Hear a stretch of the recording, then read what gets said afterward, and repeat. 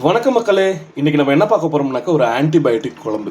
நம்ம கிச்சனில் இருக்கிற முக்கியமான அந்த நோய் எதிர்ப்பு சக்தி உள்ளவங்களை வச்சு ஒரு சின்ன குழம்பு வைக்க போகிறேன். பூண்டு பார்த்தீங்கன்னாக்கா ஒரு 7 to 8 பல் எடுத்துருக்கிறேன்.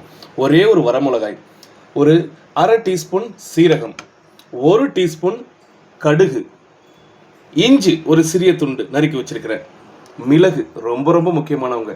இவங்களை எல்லாரையும் நம்ம ஃபஸ்ட்டு வறுத்து எடுத்துக்கலாம்.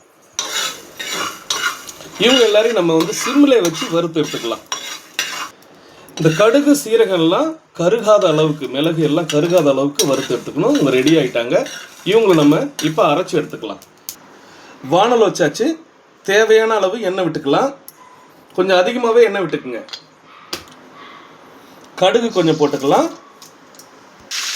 கருவேப்பிலை விட்டாச்சு. கொஞ்சமாக வெந்தயம், மருத்துவ குணம் அதிகமாக நிறைஞ்ச சின்ன வெங்காயம்,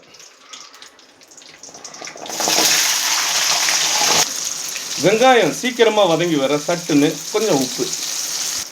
பாருங்கள் ஃப்ரெண்ட்ஸ், நல்லா வதங்கி வந்துட்டாங்க. இப்போ நம்ம வெட்டி வச்சிருக்கிற நாட்டு தக்காளியை ஆட் பண்ணிக்கலாம். ஃப்ரெண்ட்ஸ், நம்ம வெங்காயம் தக்காளி நல்லா குழஞ்சி வந்துட்டாங்க. இந்த டயத்தில் நம்ம அரைச்சி வச்சிருக்கிற இந்த ஆன்டிபயோட்டிக்ஸை உள்ளே ஆட் பண்ணிடலாம். இவங்களை அரைக்கக்குள்ளே கொஞ்சம் கூட தண்ணி விடக்கூடாது. தண்ணி விடாமல் இப்படி பொறப்பொறப்பாக அரைச்சி வச்சுக்கணும். நல்லா மிக்ஸ் பண்ணி விட்டுக்கலாம். இந்த குழம்புக்கு முக்கியமான நோய் எதிர்ப்பு சக்தி கொடுக்கக்கூடியவங்க அவங்க தான். பூண்டு, கடுகு, சீரகம், மிளகு, ஒரு வரமிளகாய், இஞ்சி. த கிங் ஆஃப் ஆன்டிபயோட்டிக்ஸ் மஞ்சள் தூள். இவர் தான் இருக்கிறதுலே பெரிய கிங்கு. இவரை கொஞ்சம் ஆட் பண்ணிக்கலாம். 2 டீஸ்பூன் நான் போட்டுக்கிறேன். இந்த குழம்புக்கு தேவையான அளவு கொஞ்சமாக காரம் விட்டுக்கலாம். அதிக காரம் விட்டுறாதீங்க. நான் ஒரு அரை டீஸ்பூன் தான் போட்டிருக்கேன். நான் இட்டது வீட்டுக்கு குழம்பு மிளகாய்த்தூள். ஒரு அரை டீஸ்பூன் விட்டால் போதும். ஒரு லெமன் சைஸ் புளியை நான் ஆல்ரெடி ஊற வச்சுட்டேன், கரைச்சாச்சு. புளி கரைசல் நம்ம ஆட் பண்ணிக்கலாம். புளி தண்ணி விட்டுட்டு நான் கொஞ்சமாக தண்ணி சேர்த்துருக்கேன். உங்களுக்கு தண்ணி தேவைப்பட்டாக்க நீங்கள் இன்னும் கொஞ்சம் விட்டுக்கலாம். எனக்கு கொஞ்சம் தண்ணி தேவைப்படுது, இன்னமும் கொஞ்சம் தண்ணி சேர்த்துக்கலாம் போல இருக்குது. தண்ணி சேர்த்துட்டு இவங்க சுண்டி வர்ற அளவுக்கு, அதாவது ஒரு பதத்துக்கு சுண்டி வருவாங்க, சுண்டி வர்ற அளவுக்கு நல்லா கொதிக்க விட்டுடணும். குழம்புக்கு தேவையான கல் உப்பு ஏற்கனவே நம்ம சால்ட் ஆட் பண்ணிருக்கோம், கொஞ்சமாக போட்டால் போதும். மக்களே பாருங்கள் எவ்வளோ அருமையாக இந்த ஆன்டிபயோட்டிக் குழம்பு வந்துட்டாங்கன்னு.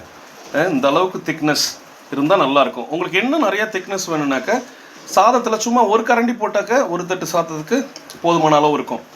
இது ரொம்ப ரொம்ப உடம்புக்கு நல்லது. அதாவது ஒரு எனர்ஜி, இமீடியட் எனர்ஜி, வயிறு இலகும். கான்ஸ்டிபேஷன் பிரச்சனை இருந்துச்சுனாக்க நிச்சயமாக இது ஒரு தீர்வு கொடுக்கும். நம்மளுடைய ஆரோக்கியத்துக்கு நம்ம அடிக்கடி தேவைப்படுறது ஆன்டிபயோட்டிக்ஸ். நம்ம கிச்சனில் இருக்கிற சிம்பிளான ஆன்டிபயோட்டிக்ஸை வச்சு இந்த குழம்பு செஞ்சுருக்கிறேன். பாருங்கள், பிடிச்சிருந்தாக்க என்னுடைய சேனலுக்கு லைக் பண்ணுங்கள், ஷேர் பண்ணுங்கள், மறக்காமல் சப்ஸ்கிரைப் பண்ணுங்கள். திஸ் இஸ் கால்டு ஆன்டிபயோட்டிக் குழம்பு. தேங்க்யூ ஃபார் வாட்சிங். இந்த ஆன்டிபயோட்டிக் குழம்பை நம்ம சூடான சாதத்தில் சாப்பிட்டா ரொம்ப நல்லாயிருக்கும். இன்றைக்கி நாங்கள் தோசை போட்டிருக்கோம். தோசையில் வச்சு நாங்கள் சாப்பிட போகிறோம். பாருங்கள், இதுதான் ஃப்ரெண்ட்ஸ் ஆன்டிபயோட்டிக் குழம்பு. தோசைக்கு எதமாக இருப்பாங்க. இவங்களை அப்படியே பிச்சு தொட்டு சாப்பிட வேண்டியது தான்.